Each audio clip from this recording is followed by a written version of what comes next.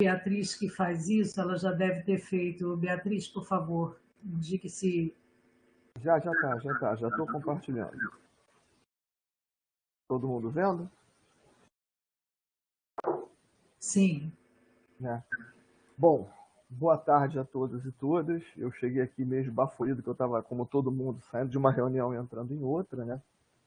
E com a mudança da gestão, a professora Denise Pires me convidou a assumir o que era a antiga diretoria de Relações Internacionais, e a gente teve uma série de ações nos 6 a 8 meses que antecederam a eclosão da pandemia de Covid-19, e aí nós tivemos que nos voltar com a eclosão da pandemia para a solução dos problemas que a pandemia causou, né? E durante a pandemia a gente veio desenvolvendo todo um trabalho bastante forte, né? O RI da universidade não parou, pelo contrário, teve uma sucessão de ações de organização, inclusive ações que foram tomadas em função das consequências da pandemia, né? Que a gente teve uma duplicação de trabalho, além do trabalho regular, o trabalho quase que de socorro a alguns estudantes e docentes, né, e técnicos que ficaram presos, às vezes, no exterior, por conta de restrições de movimentação, em condições, muitas vezes, não muito boas, né? Então, houve todo um trabalho dobrado. A gente, quando assumiu a antiga DRI, o setor tinha uma situação já estabelecida, né? Tinha um setor de acordos que era responsável pelas atividades regulares dos acordos, tanto no acompanhamento dos processos originários das unidades, que todo processo de acordo começa, em geral, por ação de uma unidade, que demanda o acordo, e alguns que são de iniciativas do setor de internacionalização, que era acompanhado. A mobilidade vinha com uma série de editais que eram publicados regularmente, né? O edital geral com as vagas que são para graduação, os editais e escalas da rede da Associação de Universidades do Grupo de Montevidéu, né? E, eventualmente, a gente recebe vagas em projetos Erasmus de intercâmbio que são publicados em editais específicos, né? E o setor ainda dava apoio ao suporte, né, de editais específicos de algumas unidades que possuem editais próprios, como a Politécnica, a Faculdade de Medicina, né, que já historicamente fazem esses editais, são editais de acordos específicos dele, a gente dava suporte nesse negócio, nessa área. O setor administrativo cuidava das relações da administração interna do dia a dia, obviamente, e da relação com as associações de internacionalização, as nacionais, a FAUBAI, o GCUB e o SEGRIFES, e as internacionais, das quais a gente faz parte, que são a Associação de Universidades Francofônicas, né? Apesar de nós não sermos uma universidade francófona, nós temos uma relação muito intensa com a francofonia, um percentual muito elevado de ações de internacionalização nossas são em países de fala francofônica.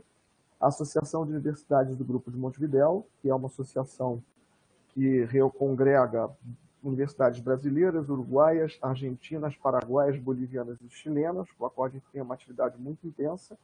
A AULP, que é a Associação de Universidades de Língua Portuguesa, a OUI, que congrega universidades de todas as Américas, a UTUAL, que congrega universidades do Caribe e da América do Sul, e o Grupo Tordesilhas, que é um grupo de relação ibero-americano. Esses são entidades com as quais a gente mantém uma relação de estar inscrito, né? A gente participa ainda da Rede Magalhão, que é uma rede que une as engenharias, né? A matemática, a física, a química e algumas atividades de áreas duras. Essa é uma rede de universidades na Europa e na América do Sul, né?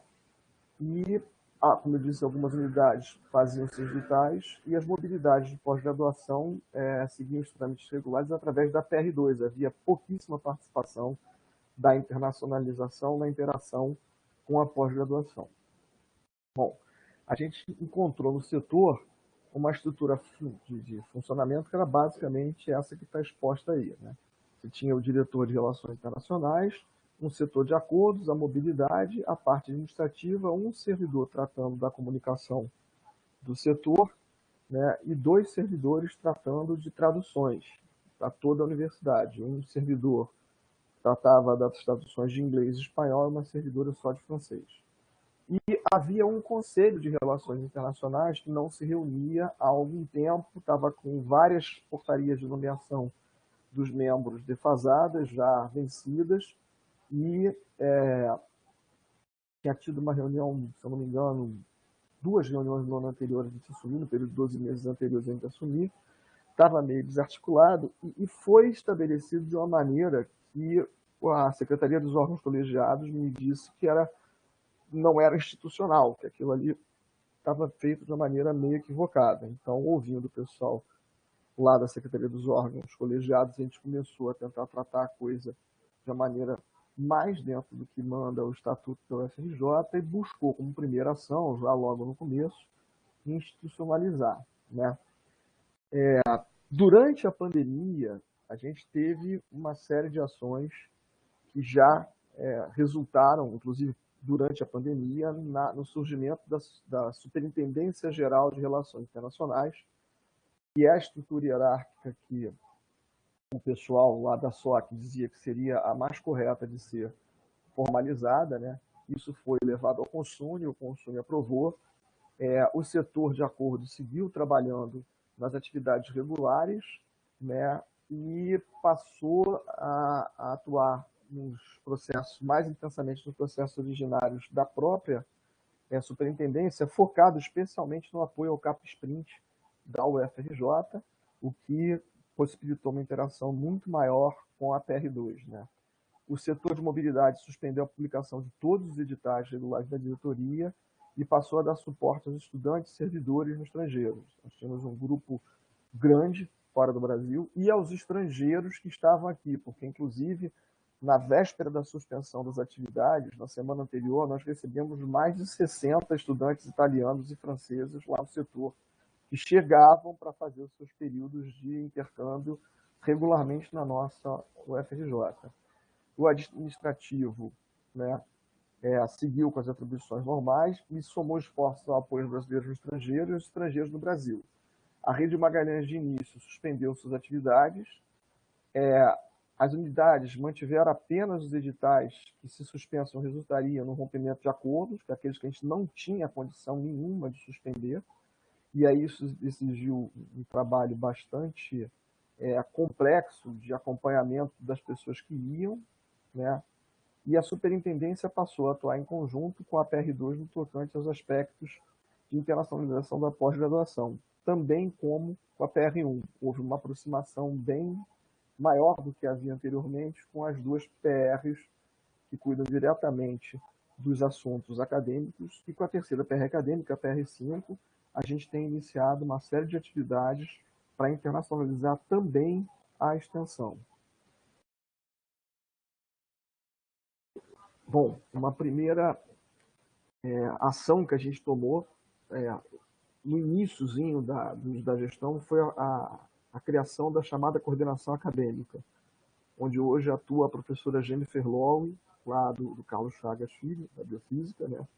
Que era uma professora que já havia trabalhado comigo em algumas ações de internacionalização da universidade, uma pessoa que eu tinha muita confiança para trabalhar junto, então eu levei a professora Jennifer Lowe para lá, para junto, logo no começo.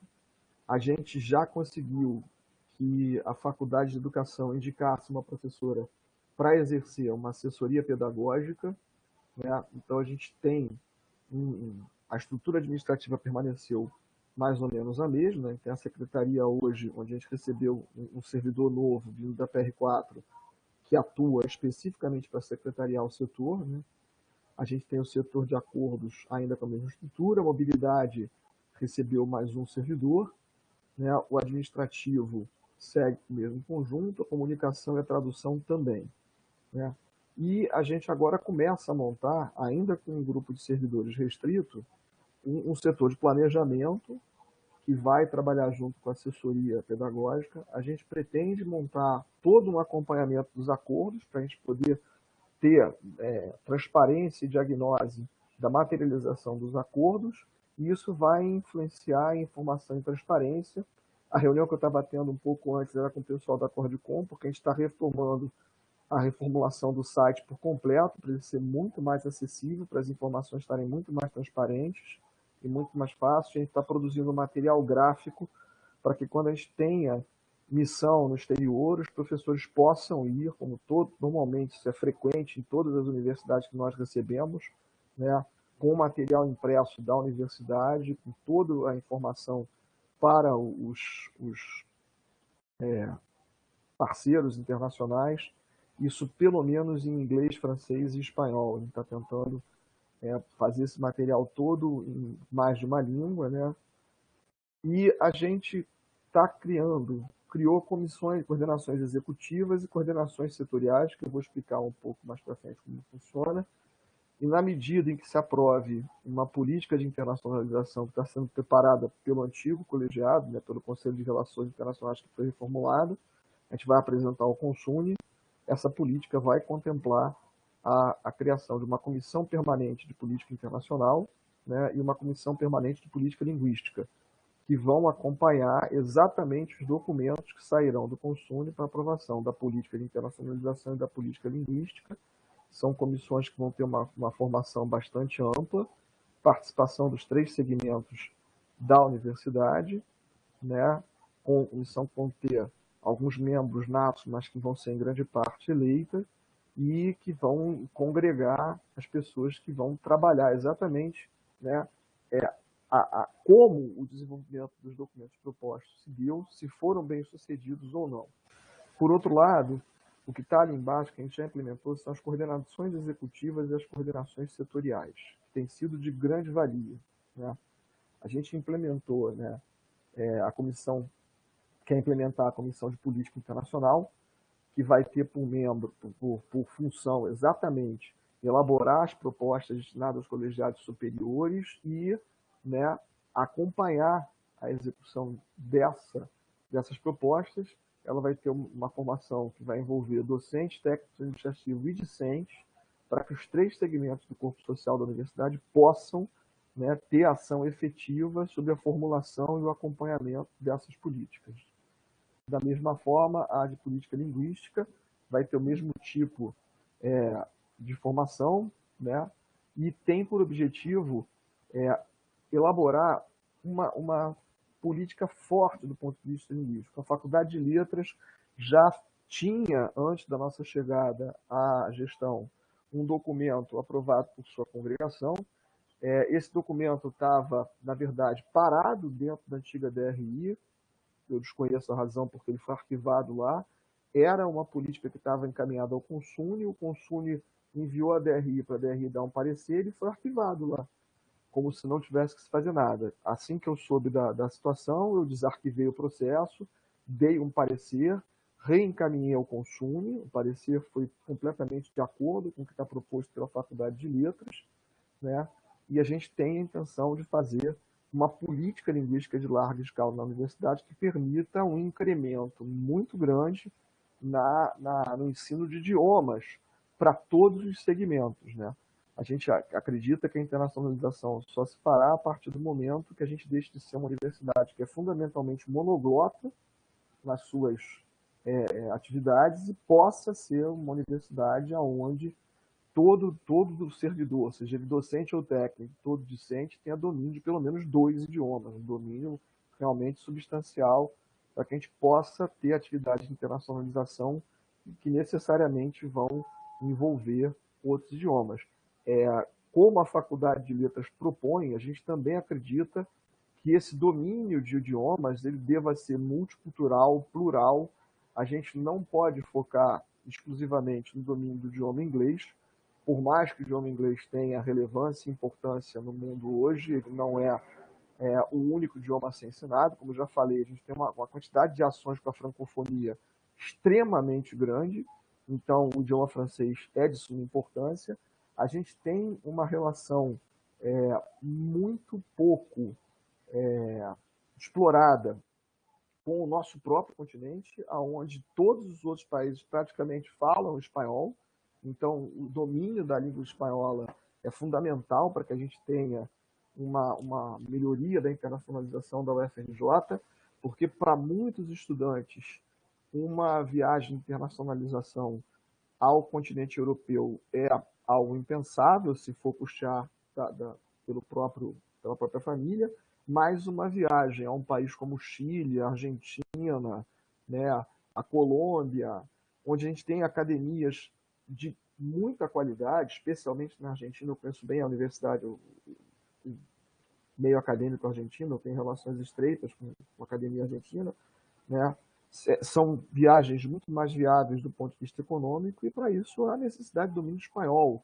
A gente tem uma relação muito intensa também com a Alemanha, né?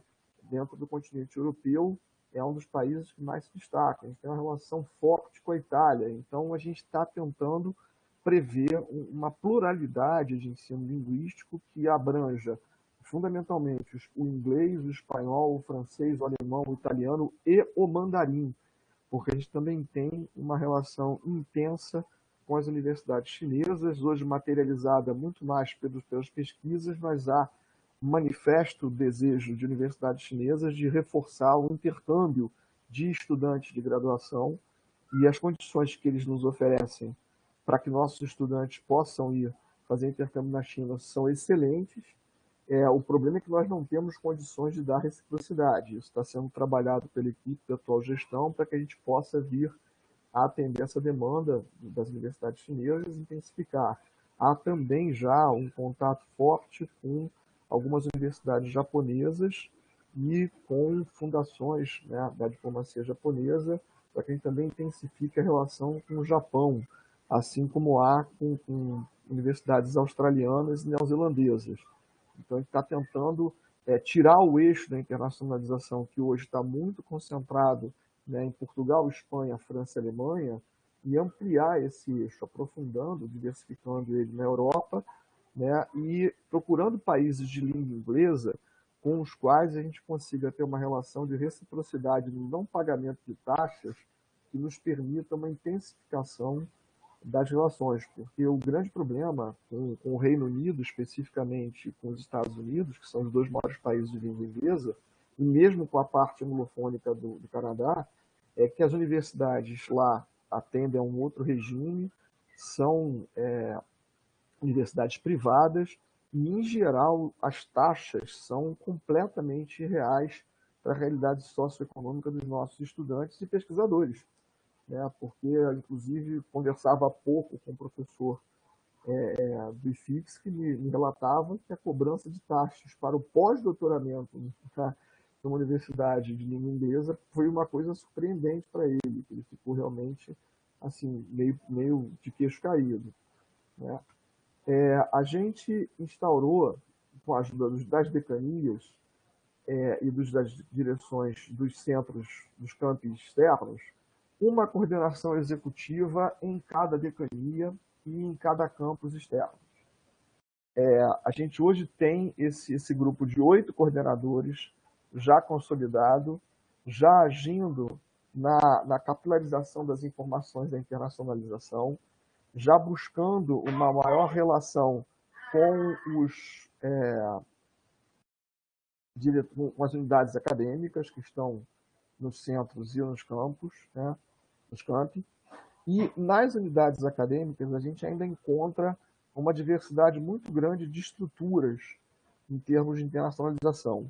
Algumas, a exemplo da Poli, a exemplo da Faculdade de Letras, a exemplo da comunicação de onde eu venho, né, a exemplo do IH, ou já se estruturaram em termos de coordenação de internacionalização, ou estão se estruturando.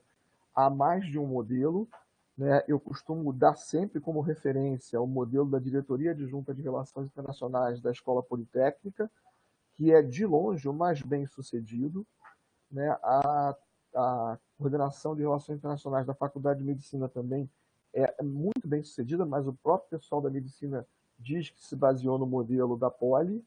Então, se algum dirigente de unidade quiser olhar para a unidade que serve como modelo, eu recomendo que olhe o trabalho que a Politécnica faz já há mais de uma década, Então, é um trabalho que vem de mais de uma gestão, muito bem sucedido, né? E, em termos de unidade acadêmica, é o exemplo que a gente tem. Essa ideia das coordenações executivas nos centros, ela não veio, né, do além. Na verdade, o CCS era o centro que já tinha esse tipo de estrutura montada quando nós chegamos à gestão, né? E a gente já tinha conhecimento e nós optamos por fazer essa estrutura porque ela respeita a cultura interna da universidade. Ela vem de um modelo bem sucedido dentro da nossa UFRJ. Ela não foi retirada de nenhuma recomendação externa ou de nenhuma solução dada por uma universidade estranha, né? Uma cultura estranha nossa. Ela vem da nossa própria cultura. A gente procurou encontrar as boas práticas e replicá-las. Elas foram se estruturando, começar o pedido para que essa estrutura dentro das decanias e dos campos externos acontecesse, ele foi feito pouco antes da pandemia, e ao longo da pandemia a gente conseguiu estruturar essas coordenações executivas, eu considero com muito sucesso. Hoje a gente tem uma conexão direta, rápida e fácil com todos os centros, todos os campos, de forma que a gente consegue estabelecer uma capilarização da informação muito maior. E a gente começa a agir agora, ainda em a pandemia que já começou, pedindo aos diretores de unidade que montem essas estruturas nas unidades. As estruturas necessariamente nas unidades respeitarão os tamanhos das unidades. Quando eu falo, por exemplo, da Poli, é uma unidade que tem uma quantidade de estudantes muito significativa, um número de cursos muito grande, e a gente tem a compreensão que há unidades na universidade com características distintas. Né? Uma unidade que a gente pode dar também como um bom exemplo é a Escola de Música, que durante a pandemia se estruturou para a internacionalização, tem feito um trabalho bastante interessante e é uma unidade que tem muitos cursos com um quantitativo de estudantes, se comparado com a engenharia, muito menor que o curso. Já o Instituto de História também se estruturou durante a pandemia, criando a Diretoria Adjunta de Relações Internacionais, de uma maneira bastante interessante para o Instituto de História, né? Então, a gente vai pedir brevemente para fazer essa apresentação também na reunião de decanos e diretores, de forma que a gente possa instar a todos os diretores de unidades, que é o passo seguinte, que quem não tem ainda uma coordenação de internacionalização, que a crie e a conecte com as coordenações de centro, de forma que a gente possa criar uma rede que segue a estrutura funcional da nossa universidade, né, segue a estrutura administrativa também na internacionalização. Né? Esses coordenadores, como eu disse, eles têm a função de difundir as informações, de auxiliar e orientar tanto ao corpo de servidores como ao corpo de discentes nesse desenvolvimento das atividades, né? E a tentar, né, articular de forma conjunta processos que possam ser bilaterais ou multilaterais para que a gente desenvolva, né? E um foco que a gente está dando é tentar estabelecer parcerias mais focadas nos projetos de pesquisa de longa duração. A gente acredita que esse é um modelo de sucesso dentro da universidade, as melhores parcerias foram construídas dessa forma. Então, ainda, mais uma vez, voltando às boas práticas da própria UFRJ, nós vamos buscar incentivar parcerias que estejam centradas em projetos de pesquisas com previsão de planos de trabalhos mais longos, sobre os quais nós possamos fazer a movimentação tanto dos estudantes de pós-graduação, doutorandos e mestrando, quanto dos estudantes de graduação, integrando a internacionalização também com a iniciação científica, que é um dos objetivos que a gente quer. E também incentivando que esses projetos incluam, como deve ser, atividades de extensão, para que nós possamos internacionalizar as três grandes áreas, né? Há uma discussão no campo da internacionalização da educação, se a função de um órgão como o nosso, ele equivale à função de uma pró-reitoria, ou ele tem uma atuação transversal com as pró-reitorias acadêmicas. A gente acredita que ele tem uma função transversal com as pós-reitorias acadêmicas, tanto que a gente optou pela criação de uma superintendência. A gente tem feito uma série de estudos, porque a universidade tem a característica de ser uma universidade muito grande e, por vezes, não ser uma pró-reitoria é algo que atrapalha certos aspectos da internacionalização. Isso é algo que será levado à discussão no Conselho Universitário quando for apropriado. Não é algo, a criação de uma pró-reitoria de internacionalização não é algo que seja um objetivo da atual gestão, mas iniciar as discussões no Conselho Universitário para que o próprio Conselho decida se isso é viável ou não, se isso é um bom caminho ou não, é algo que a gente pretende fazer até o final da gestão, para que a próxima gestão possa discutir isso de uma forma bem consolidada e, se optar, se a universidade optar pela criação de uma pró-reitoria de relações internacionais, isso seja feito sem que sem que seja efetivamente uma ação da gestão atual ou de uma gestão específica. Isso seja resultado de uma discussão amadurecida nos colegiados superiores, né?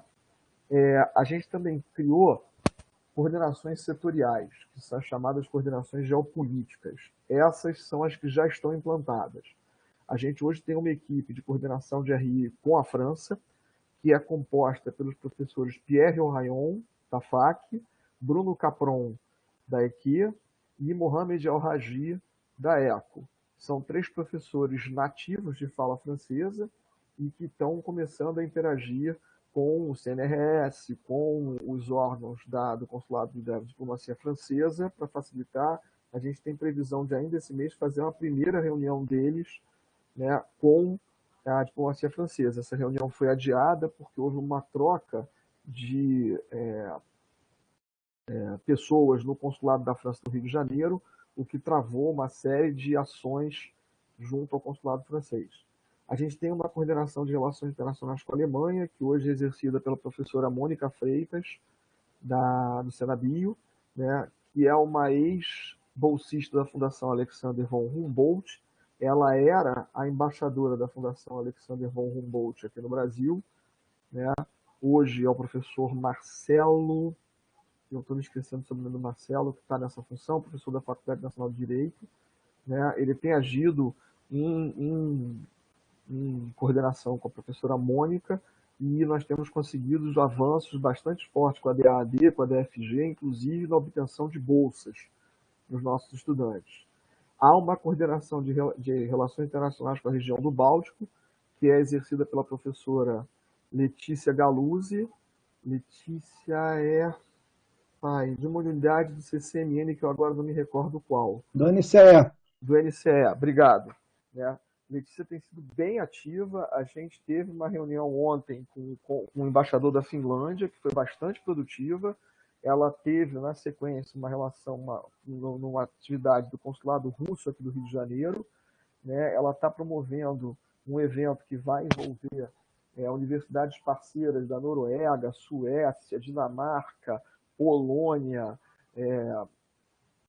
Rússia. Então, ela está tendo uma ação bem forte com relação à região do Báltico. Isso está sendo bastante legal. A coordenação de relações internacionais com a Grã-Bretanha é o professor André Macário, do CCS, que está exercendo. O Andrew é britânico de nascimento. Tem sido um parceiro inestimável da gente nesses primeiros 2 anos de gestão. É um grande parceiro. Eu queria deixar aqui registrado um agradecimento ao professor Andrew, que tem sido realmente muito próximo. A gente tem tratativas com o British Council para desenvolvimento de ações específicas junto ao FRJ. São tratativas mais difíceis, como eu falei, porque são tratativas que envolvem pagamento de taxas, né? Eles não abrem mão disso, então a gente está negociando exatamente isso com eles. A Associação de Universidades do Grupo de Montevidéu, quem tem atuado mais fortemente somos eu mesmo, que já tinha uma conexão anterior com a UGM, e o professor Fernando Salles, da Escola de Comunicação, que também já tinha uma conexão forte com a UGM. A gente resolveu não mexer na dupla que já estava funcionando, né? E nós conseguimos, sim, incluir um grande contingente de docentes da UFRJ, de técnicos da UFRJ nessa relação, porque a UGM tem uma série de comitês disciplinares com relação a várias áreas do conhecimento. Hoje, um grupo de pelo menos 30, 40 professores estão participando das ações com os comitês disciplinares da UGM, alguns mais envolvidos, outros menos, porque os grupos disciplinares têm funcionamentos distintos, né? A gente está conseguindo fazer com que um efetivo muito grande de professores da UFRJ tenha uma interação maior aqui com as universidades do Cone Sul. E isso está sendo muito positivo, né? Nós instituímos também uma coordenação de relações internacionais com Portugal, que é um dos nossos maiores parceiros em termos de mobilidade, em que, relato do próprio adido científico português, né, a relação é muito tumultuada, porque os dois lados acham que, como falamos todos, português não precisamos cumprir a burocracia. Então, ela é uma relação bastante informal e o que atrapalha muita coisa. Então, a professora Daniela Patti, da Faculdade de Educação, e o professor Mário Feijó, da Escola de Comunicação, estão integrando essa coordenação, né? A gente provavelmente vai integrar mais professores à coordenação com Portugal, porque a relação é muito intensa, e a gente precisa ter uma coordenação, uma relação mais coordenada. A palavra da própria diplomacia portuguesa, com a qual a gente tem tido uma relação muito boa, né? Nós instituímos também um coordenador de relações internacionais Sul-Sul, que é o professor Cláudio Pinheiro, do IH, do Instituto de História. O professor Cláudio, ele tem, pelo percurso dele, em termos de formação acadêmica, ele fez, se eu não me engano, doutorado ou pós-doutorado na Índia. Ele é professor de História da África, né? É um professor que tem uma conexão muito grande com o meio acadêmico islâmico. Então, a gente tem reforçado as relações com países islâmicos e com países da África e da Ásia, né? Nessa relação da Coordenadoria de Relações Sul-Sul. O professor Cláudio tem sido também um parceiro muito ativo. Em breve nós teremos novidades muito boas de uma expansão significativa na relação Sul-Sul das relações internacionais da UFRJ. O professor Fernandão, eu me esqueci o sobrenome do Fernandão, eu só chamo ele de Fernandão, então assim, são anos chamando o Fernandão de Fernandão lá do CT, é o coordenador com a Austrália e Nova Zelândia, já teve inclusive na Nova Zelândia pouco antes da eclosão da pandemia. Ele tem nos ajudado com a relação com essa região do globo. A Austrália, o Fernandão ficou meio reticente de aceitar, porque ele estava mais conectado com o consulado neozelandês, com a embaixada neozelandesa. A gente pediu ao Fernandão e ele acabou aceitando que também trabalhasse com a coordenação da Austrália, né? Eu não falei ainda da coordenação da Rede Magalhães e do Centro China-Brasil, que estão aqui nesse quadro. A Rede Magalhães é uma rede que é integrada pela Poli, pela FAO, se eu não me engano, pela COP, pelo IEM, pela EQ, pelo IQ. Se eu não estou enganado, são essas unidades que que integram a Rede Magalhães. Ela é uma rede na qual nós somos muito ativos. Ela teve, nos primeiros 2 anos, a coordenação da professora Elaine Martins, se eu não estou enganado sobre o nome de Elaine Martins, que era uma professora da Poli maravilhosa, fazia uma coordenação muito boa, né? Em sequência, foi substituída pela professora Maria Lúcia Peckley, da FAO, que também faz uma coordenação excelente. A gente optou por criar um rodízio entre as unidades que compõem a rede, né, na coordenação da rede, e isso tem sido bastante produtivo, né? A professora Elaine tem sido a vice-coordenadora agora para passar a experiência dela para a professora Maria Lúcia Peckley, e isso tem sido muito positivo. As relações com a China, a gente se centrou no Centro China-Brasil. Quando nós chegamos à gestão da universidade, né, nós fomos, antes mesmo da posse, a COP nos pediu presença numa reunião, envolvia o Centro China-Brasil, a Universidade Chinesa, que queria conhecer a reitora eleita, que iria tomar posse, e eu e a professora Denise Pires estivemos nessa reunião. e a gente iniciou uma relação bastante positiva com o Centro China-Brasil. Esse centro é algo que é uma estrutura que foi realizada pelos dois Ministérios de Relações Exteriores, o brasileiro e o chinês, em 4 instituições brasileiras. A única universidade a ter um Centro China-Brasil, Universidade Federal, somos nós. Então, toda a relação com China tem passado pelo Centro China-Brasil e a gente pretende que, enquanto a gente esteja na gestão, as coisas sejam feitas dessa forma, porque o pessoal do Centro Especial Arrejane tem todo um know-how de relação com as universidades chinesas que a gente não pode desperdiçar e que tem sido muito valioso na aprofundação da relação com as universidades chinesas e é um mecanismo de funcionamento, assim como a UGM, a Rede Magalhães, precioso para a nossa internacionalização. Tá? É uma possibilidade de ampliação muito grande da relação com a China e de uma forma muito bem estruturada, uma vez que o centro ele tem subsídios dos dois Ministérios das Relações Exteriores. Né? Os subsídios administrativos, né, para que a relação seja construída da maneira correta e, por vezes, não muitas, algum subsídio financeiro, tá? Que a gente pretende ampliar de forma substancial.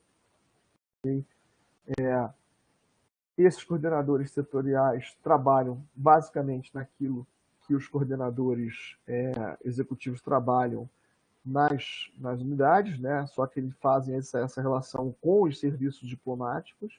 A gente tem intensificado fortemente a relação com os serviços diplomáticos, o que tem trazido ótimos frutos. Né? A gente tem reuniões frequentes com os consulados, com as embaixadas. Isso está se transformando numa agenda muito forte e, através dessa agenda, que a gente pretende intensificar uma quantidade muito grande de ações com verbas originárias de fontes externas da UFRJ, especialmente dos institutos de fomento científico estrangeiros. Né? Bom, ações em andamento ou previstas. Né? A gente tem agora, que começou durante a pandemia, ou que a gente vai fazer logo em seguida. Primeiro, a manutenção das atividades de estruturação e organização através da agenda de reuniões do Conselho de Relações Internacionais e com as direções dos campos externos, decanias, direções das unidades acadêmicas. Essa agenda tem sido bem intensa, ela tem sido feita toda ela por via digital e ela tem funcionado muito bem. Né? A gente pretende também intensificar a integração com as pró-reitorias acadêmicas, a pró-reitoria de graduação, de pós-graduação de extensão, que tem sido muito parceiras nas nossas ações. Vale aqui ressaltar também a parceria que a gente tem tido da PR3, da PR6, da PR7 e da PR4. Tá? As ações que envolvem pessoal têm tido suporte total da equipe da PR4. Né? As ações que envolvem a parte financeira, tanto o Eduardo Halpe quanto o André Esteve têm sido parceiros muito importantes para que a gente possa melhorar a internacionalização, uma vez que o nosso orçamento anual é de R$58 mil. Né? Isso tem sido discutido de uma maneira bastante sensata, mas positiva com o Eduardo e com o André. Né? E a gente tem conversado muito com o Roberto de que forma a gente pode atuar na assistência estudantil, junto com a assistência estudantil, porque a gente tem consciência de que a internacionalização tem que ser para todos e que tudo aquilo que a gente conseguir de investimento externo precisa beneficiar especialmente aqueles estudantes que não teriam condição financeira de realizar internacionalização. A gente tem tido como critério nos editais a hipossuficiência econômica, né? Porque a gente acredita realmente que as verbas que nós recebemos externas precisa priorizar aqueles e aquelas que não têm condição de, por meios próprios, fazer a internacionalização.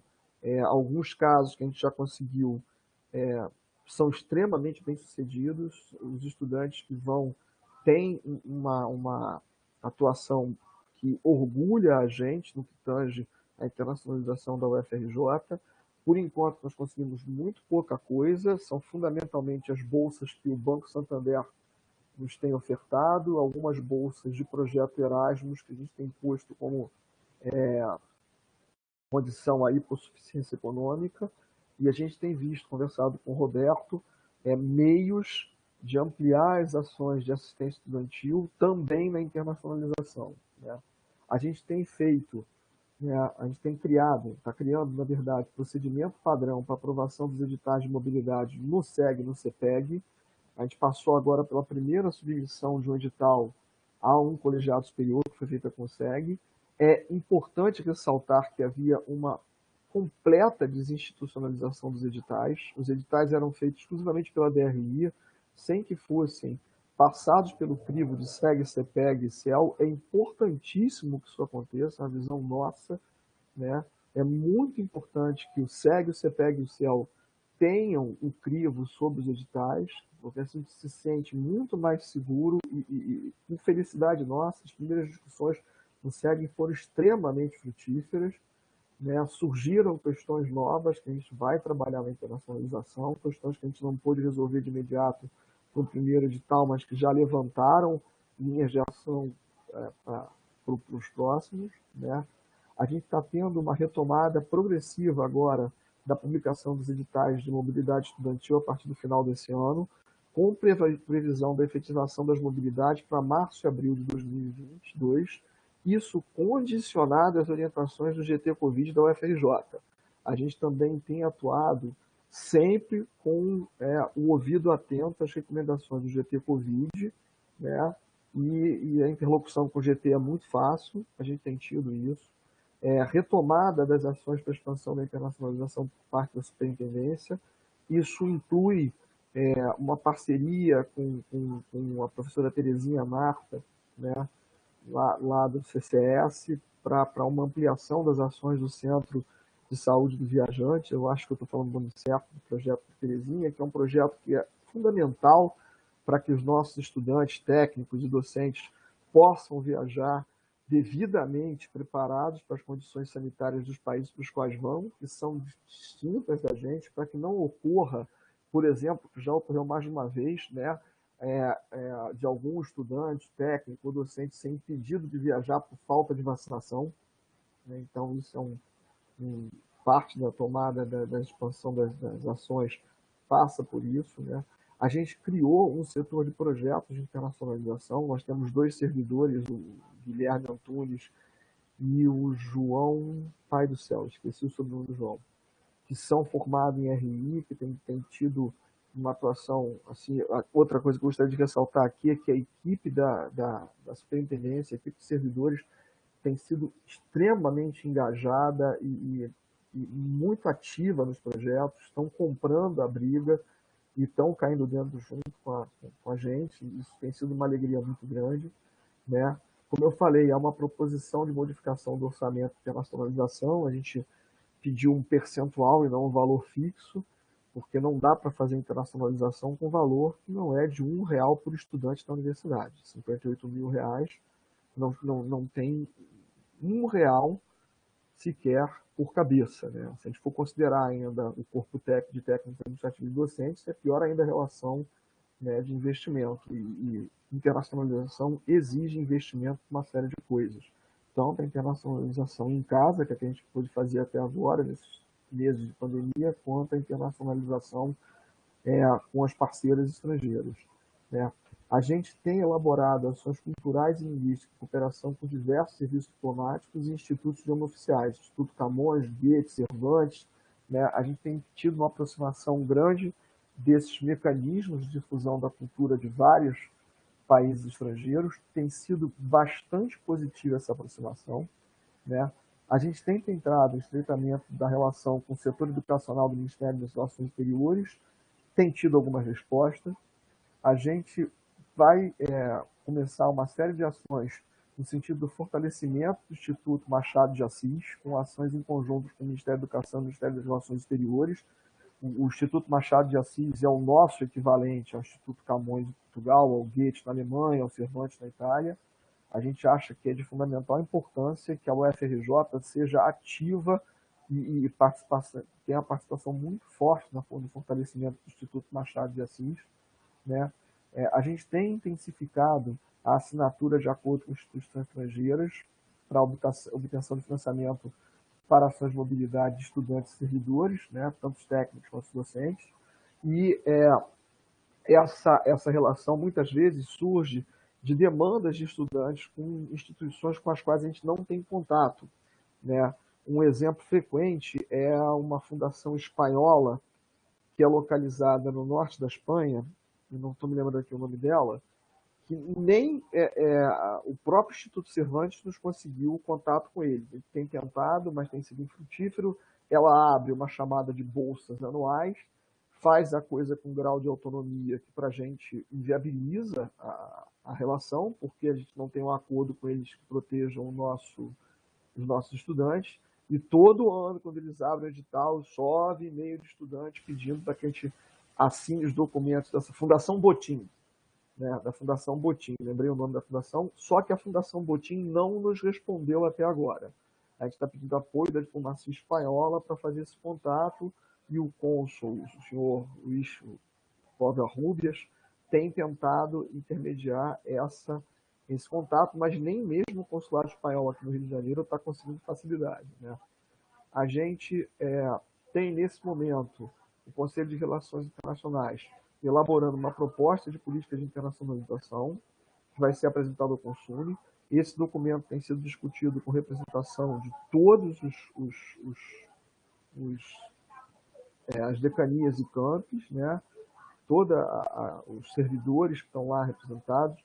Por 2 vezes eu verbalmente pedi ao DCE que me enviasse a representação estudantil, né, pedi a APG, mas foram pedidos verbais, eu confesso que eu não fiz pedidos formais.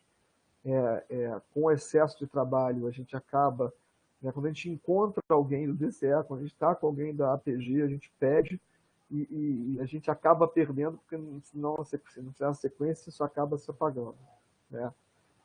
A gente está dando suporte à aprovação da política linguística elaborada pela Faculdade de Letras e já apresentada ao Consune. A gente concorda com o documento enviado pela Faculdade de Letras, a gente deu um parecer favorável integralmente, tem pedido a vários conselheiros que ponham em pauta, né, a aprovação da política linguística, e a gente está elaborando, junto com vários serviços diplomáticos, a criação de espaços físicos destinados à prática cotidiana do idioma estrangeiro nos diversos campos e nas unidades isoladas da UFRJ. Tá? O que seriam esses espaços de prática, né? A gente está pedindo aos consulados que nos forneçam publicações periódicas, como jornais e revistas, uma assinatura do canal ou de canais no idioma, que serão a televisão, né, e um aparelho de televisão e computadores setados nesse idioma.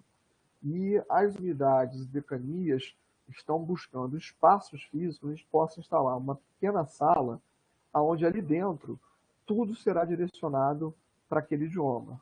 Nós já temos um acordo tratado bem já adiantado com o consulado francês para a construção de 3 espaços desse tipo para a prática do idioma francês.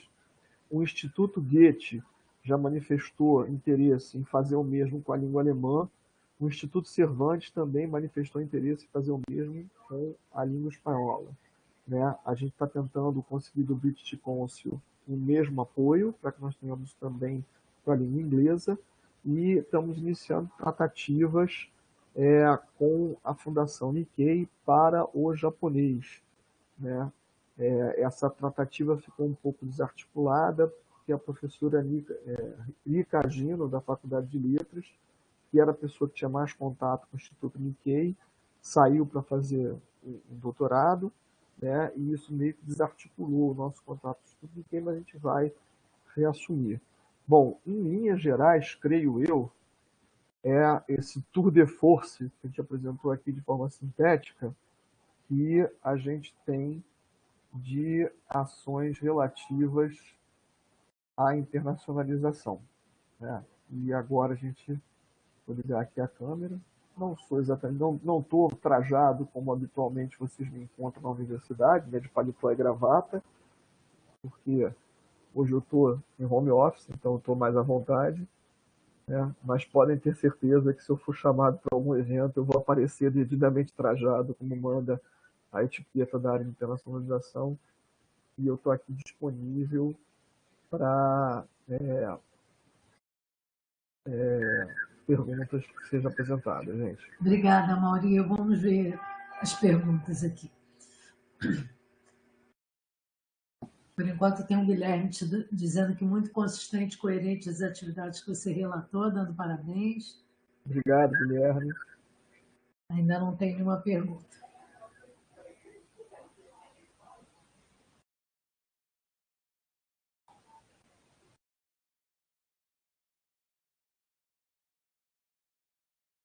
Alguém quer fazer a pergunta diretamente sem colocar no chat? Oi, eu poderia fazer? Sim. Pode, Tatiana. Obrigada. Eu queria saber se existe alguma política de incentivo para os técnicos, uma vez que a gente sabe que a grande maioria das idas para estudo internacional ocorrem com docentes, né? Muito pouco acontece a nível dos técnicos. Obrigada.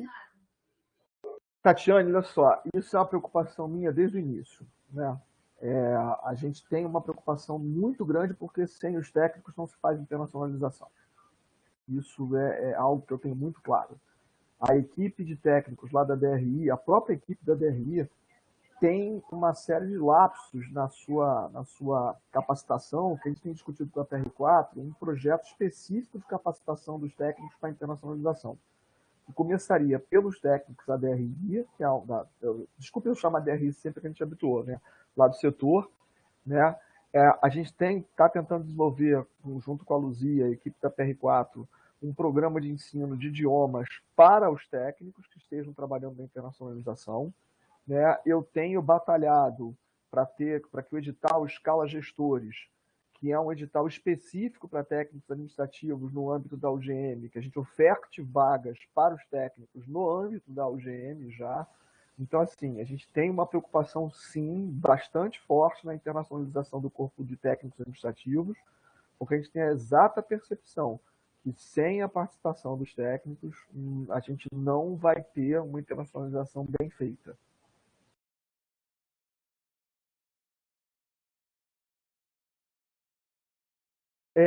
O Guilherme está perguntando se no contexto de polilínguas temos alguma prioridade de ataque fora o inglês.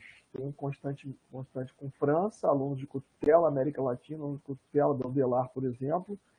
A gente tem a mesma percepção, Guilherme.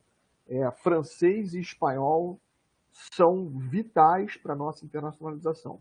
Francês, porque a gente tem um percentual imenso de ações com a França e a gente que lida com o francês mais cotidianamente, a gente sabe que eles não gostam de falar inglês. E que quando a gente fala francês, a recepção é outra. E a gente não tem ainda um acordo com a Aliança Francesa, porque o próprio consulado francês embarreirou a aliança. A aliança veio com um acordo padrão para a gente, e o consulado francês, a Dida Linguística, a Adriane Daventura, disse: não, Mauri, vocês não. Com vocês o acordo é outro, a UFRJ tem que ser beneficiada porque o próprio consulado francês nos vê como o parceiro mais importante das academias francesas aqui no continente. Nós, o UFRJ. Então, tem que ser feito um investimento grande em francês e eu também acredito muito no investimento espanhol. E eu gostaria muito, isso é um projeto da Faculdade de Letras, de aproximar também os nossos estudantes do chinês estándar, que é como os chineses chamam o idioma deles, eles não chamam de mandarim, né? E a Faculdade de Letras tem o projeto para a criação de um curso de português chinês estándar, que a gente está tentando auxiliar na formulação com a BLCU, que é a Beijing Language and alguma coisa Universo, que é a principal, que é a universidade mais importante em termos de ensino linguístico na China, que é o foco da Faculdade de Letras que a gente está tentando assistir, né? Se você falar francês, está botando que seu francês é péssimo. O meu francês é o francês de ginásio na escola pública Isabel Mendes, então ele não deve ser muito melhor do que o seu. Mas toda vez, como eu entendo francês bem, eu peço para eles falarem devagar, eu entendo, e eu respondo, ainda que com francês ruim, há muita simpatia, né? E eu também acho que ele está. Tem outra pergunta aqui. Tecnologias de trabalho remoto devem ser bastante exploradas, Bernardo. Gostaria de sugerir que as tecnologias de trabalho remoto devem ser bastante exploradas para aumentar ainda mais os contatos, sem necessidade de mobilidade, que é caro e exige esforços. Bernardo, assim, eu acredito muito nas ferramentas de interação digital. Eu acho que elas são uma porta que a gente pode abrir com uma facilidade muito maior do que as ações presenciais. Mas, por experiência própria, eu posso dizer que a vivência de um período de estudos no exterior, ela é rica demais para ser reduzida à experiência digital. A imersão, eu tive a oportunidade de trabalhar na Suíça, não pela universidade, eu tive a oportunidade de fazer um pós-doutorado na Argentina, aí já pela universidade, com uma bolsa do CONICET, que é o CNPq da Argentina, e os meses vividos em Buenos Aires me deram uma percepção da Argentina e uma fluência na fala do espanhol que nenhuma experiência digital daria. Mas eu concordo com você, está botando aqui que o TI pode ajudar muito, a gente tem usado muitas ferramentas de TI para isso, né? Mas assim, eu tenho muito claro que a experiência da imersão cultural, que é aquilo que o intercâmbio e a experiência de internacionalização podem propiciar a docentes, a técnicos administrativos e aos estudantes, ela é de uma completude muito grande. Sem esquecer isso, a gente tem tentado alimentar formas de interação digital, porque a gente acha que são uma porta, elas são a porta de entrada, Guilherme. Né? Guilherme, não, perdão, Bernardo, elas são a porta inicial, isso é muito importante. Né? Mas a concretude da coisa é bem diferente. Deixa eu voltar aqui o chat um pouquinho. Né? O Antônio pergunta qual é o procedimento para o registro de alunos de PG de programa exterior para estágio curricular destinado ao desenvolvimento de dissertações técnicas na FRJ. Antônio, por favor, me auxilia. Não sei se a do Antônio é a seguinte. Deixa eu puxar um pouquinho mais para frente.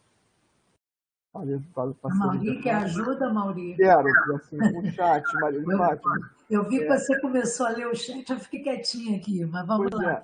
O Antônio te dá parabéns e pergunta qual o procedimento para o registro de alunos de PG de programas do exterior para estágio curricular destinado ao desenvolvimento de dissertações e teses na UFRJ. Se eu não estou enganado, e aí a PR2 pode, se tiver alguém da PR2 aqui pode confirmar, né? Esse registro ainda é feito diretamente nos programas, porque os programas é que têm controle dessas vagas, não somos nós. E eu não acredito que a gente deva ter. Eu acho que esse controle deve seguir com os programas, porque a gente tem uma quantidade de programas muito grande e nós não temos quadro para gerir essa interface lá no setor. E eu acho que seria uma interface desnecessária. Eu acho que o registro pode ser direto dos programas. O que a gente pode fazer caso algum estudante de PG, é o que a gente tem feito, de PG estrangeiro, nos procure, a gente encaminha a coordenação do programa de pós-graduação correlato aqui na UFRJ a demanda. Né? Mas eu acho que esse controle tem que ser do programa de pós-graduação. Assim, eu já atuei em mais de um programa de pós-graduação, atuei num programa que hoje é nota 7, que é o PPGAV da EBA, né? Hoje eu atuo no PPGMC da ECO, né? E assim, são realidades distintas. Para um que é um PPG recém-fundado, um aluno estrangeiro vale o peso em ouro, por conta da pontuação junto à CAPES para avaliação do programa. Para o outro, né, PPGAV, por exemplo, que é um programa 7, isso tem que ter um cuidado muito grande, porque é um programa 7, o grau de exigência dos avaliadores da CAPES com relação à internacionalização é outro. Então, eu acredito que esse cuidado dos estágios de docência, isso tem que ser de controle total dos programas de pós-graduação. O que a gente pode fazer, e aí a gente está aberto a fazer, é facilitar qualquer trâmite com embaixada, com consulado. Por isso a gente está tentando, inclusive, manter uma agenda intensa com os consulados no Rio e com as embaixadas em Brasília. Mauri, o Marcelo Espera aí que agora correu aqui. O Marcelo pergunta sobre a política de internacionalização linguística e considerando o que você mencionou sobre as características dos países da América do Sul, se há alguma discussão quanto à integração junto aos povos originais indígenas. Recentemente houve uma cátedra de Guarani na UGM, do idioma Guarani na UGM. Nós não participamos, né? Não houve possibilidade de participar, está aberta a participação. Se algum docente da Letras que trabalhe com idiomas indígenas queira participar, nós o indicaremos. Se nós tivermos estudantes indígenas, nós o indicaremos. Bom, eu tenho descendência de Tupinambá, né? Na história da família, minha bisavó era uma índia Tupinambá, e eu tenho um forte apreço pelos povos originários, uma vez que eu sou descendente direto de um deles. E tenho muito orgulho disso, né? Meu contingente genômico aqui de Tupinambá de vez em quando fala mais alto. Eu não sei se vocês sabem, os Tupinambás são aqueles que o nosso querido Montaigne descreve como no texto clássico deles, os canibais, né? Então eu venho de uma tribo que era meio barra pesada.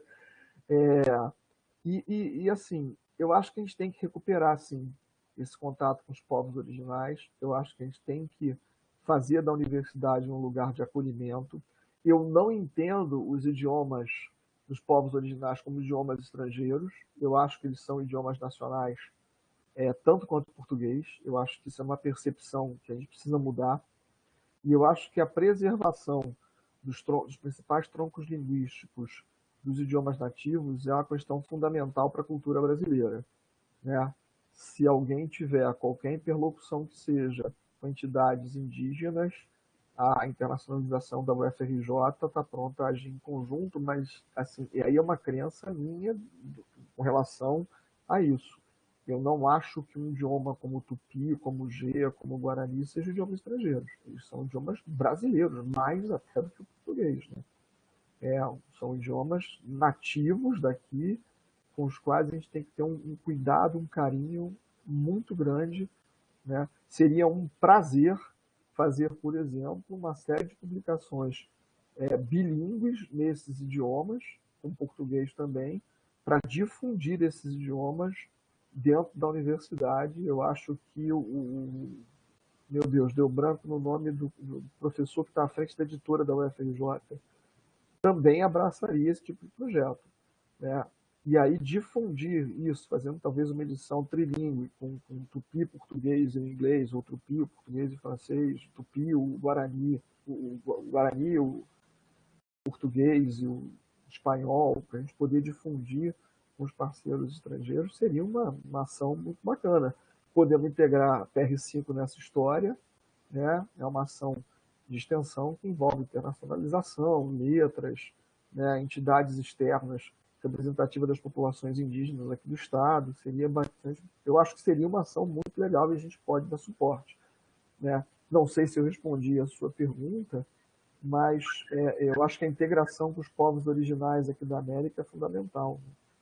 Eu tenho uma visão com relação à América do Sul e à América Ibero-Americana, de uma maneira geral, de que nós somos povos tão irmanados nas virtudes e nos defeitos, que a gente teria que ter uma integração muito mais consistente do continente, né? E eu gostaria muito de deixar de legado na superintendência, estou tentando, estou me esforçando para isso, uma integração muito mais forte dentro do continente. Mauri, o Bernardo concorda com você do que você comentou antes e fala que o contato via TI inicial pode ajudar. A Tatiane Macaé pergunta, como ela sendo de Macaé, se também... Tatiane, olha só, Macaé tem uma representante bem participativa. A gente tinha um contato muito estreito com a direção anterior. A gente já marcou, já está marcando um encontro com a direção nova. O Léo passou para a direção nova. O Léo, que era da gestão anterior, passou para a gestão nova, que esse contato é estreito. A gente tem projetos específicos para Macaé. Eu tenho conversado com a minha homóloga na UERJ e na UF, uma vez que as três universidades atuam conjuntamente lá no polo, né, para que a gente sente para conversar com a Prefeitura de Macaé e possa fazer ações em conjunto com o UF e o UERJ, tá? Há alguma resistência da UF e da UERJ, eu estou tentando inseri-las, porque eu também acho que a gente tem um papel de liderança no Estado que a gente tem que exercer. E eu tenho tentado fazer isso através do reforço do organismo de internacionalização do Estado, que é a REARE. A gente tem uma interlocução muito boa com a Lívia Flores, da UF, e com a Cristina Russi, da UERJ, né? E a gente quer ver se marca com o prefeito novo lá de Macaé para tentar uma ação integrada, né? Fortalecendo bastante lá Macaé e também com Caxias. A gente teve uma reunião recente com o pessoal lá de Caxias, com o Carim, não sei se o Carim está aqui, ou se tem algum outro representante de Caxias. A gente tem tido atenção, sim, para os campos externos.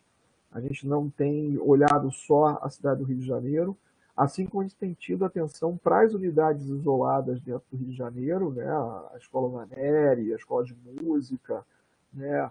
O pessoal do Largo de São Francisco, as unidades...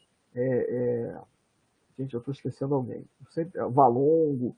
Então a gente tem tido esse olhar de que a unidade não é, a universidade não é o campus do Fundão, né? Como o pessoal diz, é um arquipélago bem mais complexo, né? E a gente está tentando dar conta de conectar o arquipélago todo, de fazer pontes entre todos os campos, né? As unidades isoladas. A gente tem uma atenção bem cuidadosa para isso. A Maurício Guilherme Travassos fala que as ferramentas não resolvem o fuso horário. O problema é que não resolve nem lá nem cá, né, Guilherme?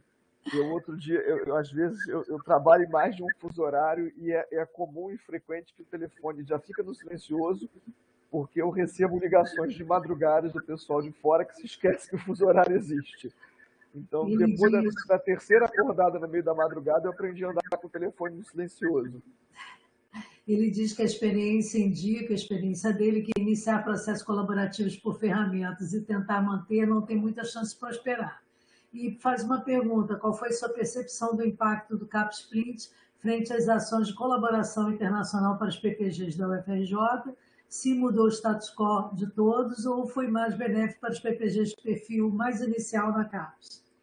Não, eu acho que ele tem, pelo que eu tenho apurado junto com a PR2, a gente tem dialogado muito com a PR2, né, no CapSprint, a gente tem trabalhado muito junto com a Denise Freire, com a equipe da Denise Freire, a Ariane, o Zé, né, eu estou esquecendo o nome da Andréia, né, assim, a gente tem atuado muito junto.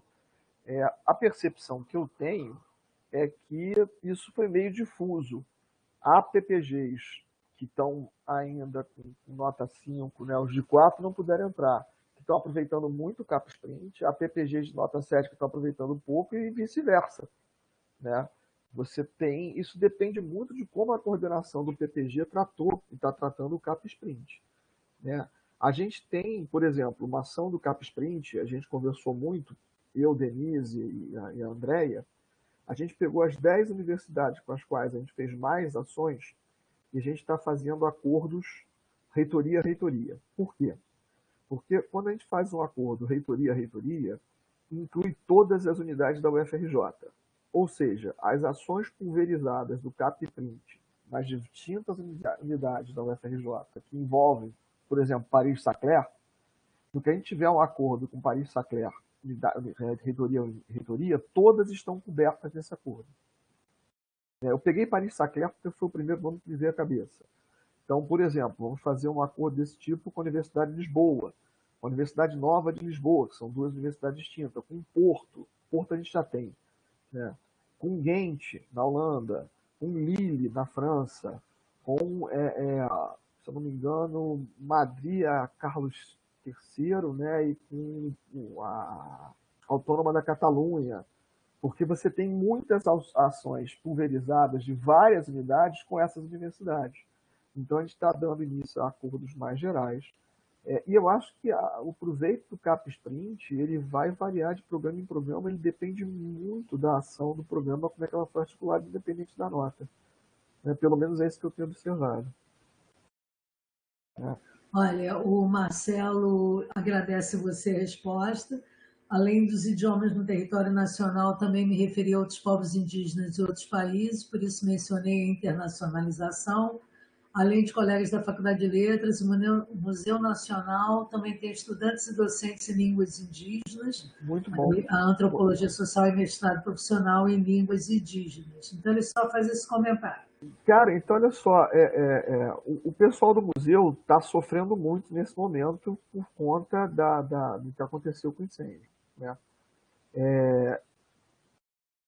Eu falei do Guarani porque o Guarani é um idioma indígena que transcende o Brasil, né? Tanto que a cátedra de Guarani na UGM ela é encabeçada pela Universidade Nacional de Assunção, a UNA, no Paraguai, né?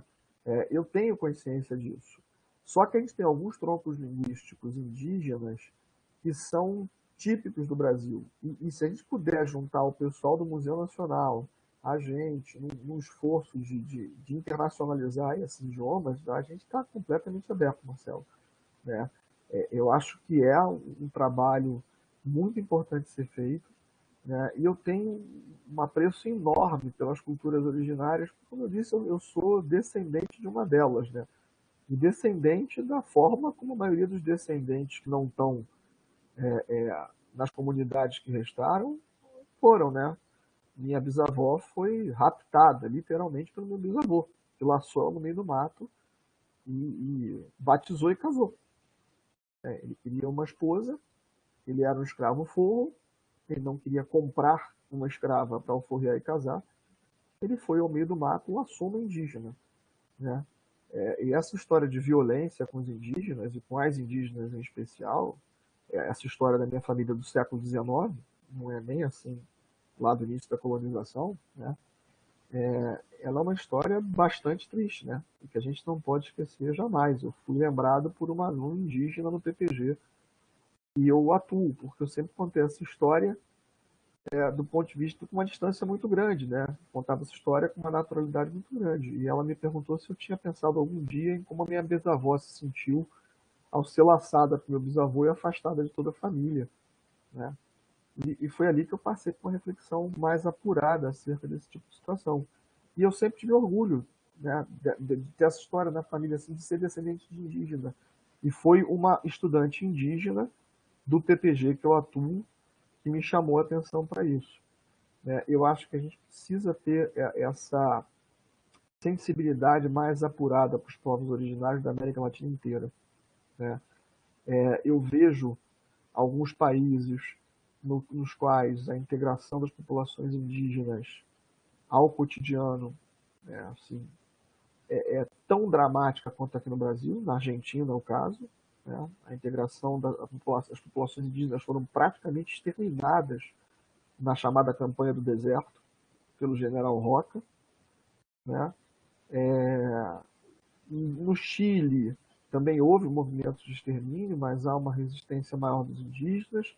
Peru, Bolívia, Equador, a forma de integração das comunidades indígenas foi distinta, né? A Colômbia e Venezuela também um pouco. Mas a região amazônica, os indígenas tiveram como fugir dessa violência, se internando cada vez mais dentro da mata amazônica, né?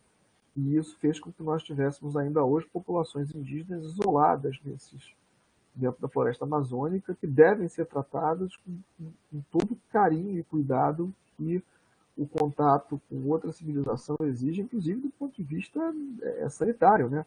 Nós somos portadores de uma carga de doenças que essas populações não têm defesas, né? E um dos grandes fatores de extermínio das populações indígenas quando da chegada dos europeus aqui foi exatamente esse, né? O contágio por gripe, né? Os índios desconheciam a cárie dentária e passaram a conhecer pelo contato com os estrangeiros, com os europeus, né? Então, assim, é uma questão que tem focos delicados.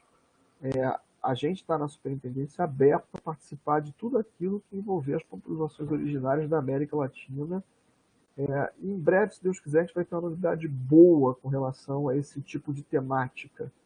É que eu não quero soltar o rojão antes da assinatura do contrato, né? Quando você o time quando está para contratar craque, a gente não comemora antes, só depois que o craque assina o contrato, né?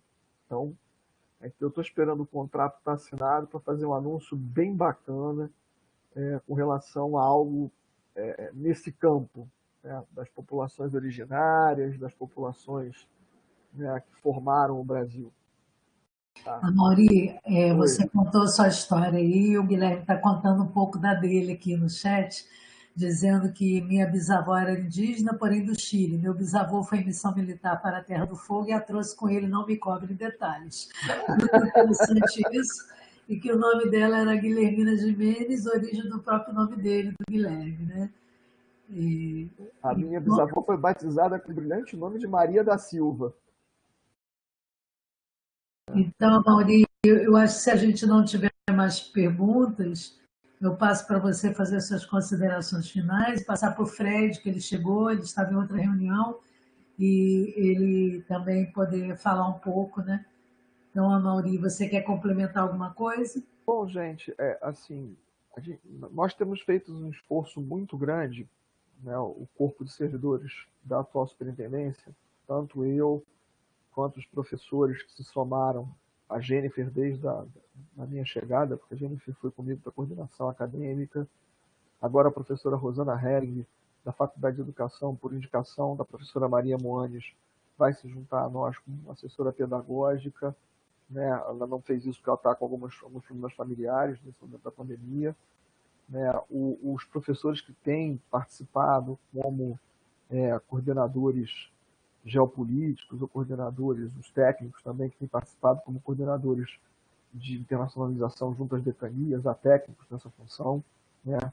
Então, a gente entende claramente, se não houver um envolvimento amplo de um corpo social, e aí eu incluo a todos, docentes, técnicos, estudantes, a internacionalização não vai andar. A gente está aberto para acolher todo mundo que procurar, né? Eu estou voltando ao presencial, já estou com 2 doses de vacina, já fiz uma penca de... Se o Fred quiser falar, eu passo a vez, que eu vi aqui que tem que ser para consulta. Eu não sei se ele já saiu. Acho que ele já saiu. Ele precisou sair. Então tá. Então, assim, mas de boa. A gente está aberto, o que a gente quer é agregar pessoas nesse processo. Se tiver representante estudantil aqui, eu não sei se tem, Maria de Fátima. Representante? Dos estudantes. Tem, até tem uma representante que começou hoje, porque a Lili saiu, a Thaís, não sei se ela ainda está no grupo ali, hoje é o primeiro dia dela, a Thaís Pessoa. Thaís, você deseja falar? Eu acho que ela não está. Ela está só com fonezinho de ouvido, pelo que eu estou vendo aqui. Ela não está com deve microfone. estar com dificuldade de falar. Bom, Thaís, se você estiver me ouvindo, eu volto a pedir que o DCE indique um representante estudantil para 1 ou 2 ou 3, né? Até 3 serão muito bem-vindos, para participar das discussões no Conselho de Relação Internacional. Basta mandar um e-mail lá para a gente, que ainda é dri@reitoria.frj.br, com a indicação dos nomes e dos contatos. Eu quero acolher os estudantes nesse trabalho. Para mim é muito importante a participação dos estudantes. E eu vou tentar, né, se eu esqueci de mandar o link para o Silvio poder entrar, falha minha, eu estou aqui fazendo 500 coisas ao mesmo tempo, vou pedir ao Silvio, que é o secretário lá da DR, da gente, para ele dar uma buscada num contato com a APG e com o DCE para formalizar esse pedido de representação estudantil. A ideia que a gente tem é incluir todos os 3 segmentos da universidade fortemente na internacionalização. A internacionalização vai muito além do estudante fazer intercâmbio ou do professor fazer pós-doc. Ele é um processo de realmente pensar a universidade, eu acredito, como ela nasceu. A universidade que nasce lá no Marrocos, depois se inicia na Europa em Bolonha, ela sempre foi uma universidade voltada para essa internacionalização. Ela é universidade, tem esse nome por causa disso, era para ser algo universal. Então, eu acredito muito nisso, né? Eu ainda tem um autor que eu gosto muito da antropologia, o Ernest Gellner, que ele se classifica como um puritano do iluminismo. E eu acho que a melhor definição para mim é essa do Gellner, né? Eu sou um puritano do iluminismo, ainda tenho uma fé quase que cega no conhecimento como uma forma de unir a humanidade, né? E eu acho que, como diz o meu querido Mohan, a gente tem que pensar que eu sou um nativo do subúrbio carioca, né? Mas sou suburbano, carioca, brasileiro, né? Latino-americano, sul-americano, latino-americano, americano e um cidadão do mundo também, né? Tem essas camadas todas, como diz o Mohan. A gente tem que integrá-las todas, inclusive no conhecimento, né? Certo, Zé? Amaury, tem vários parabéns aí a você, as pessoas gostaram muito, elogiaram. Eu agradeço muito a sua participação aqui no GT. Se você autorizar, ela foi gravada, a gente pode colocar Claro, no YouTube, né, para todos claro. poderem assistir. Eu ainda não tenho fechado a palestra da próxima sexta, nós estamos ainda conversando com os próximos, mas no dia 15 de outubro, a doutora Margarete Dalcomo, pneumologista e pesquisadora da Fiocruz, ela vem falar, ainda não nos passou o assunto, mas provavelmente, né, sobre a questão da pandemia, a situação atual, ela vem conversar com a gente, ela já confirmou a vinda dela, a gente ainda não tem o tema preciso da palestra. Então, agradeço a todos e a todas, desejo um bom fim de semana aí, saúde. Grato a todos ali pelos parabéns que eu vi no chat, não vou enumerar todo mundo que não vi passar todos, né? E como diz o meu querido João Bosco, obrigado, gente, saúde.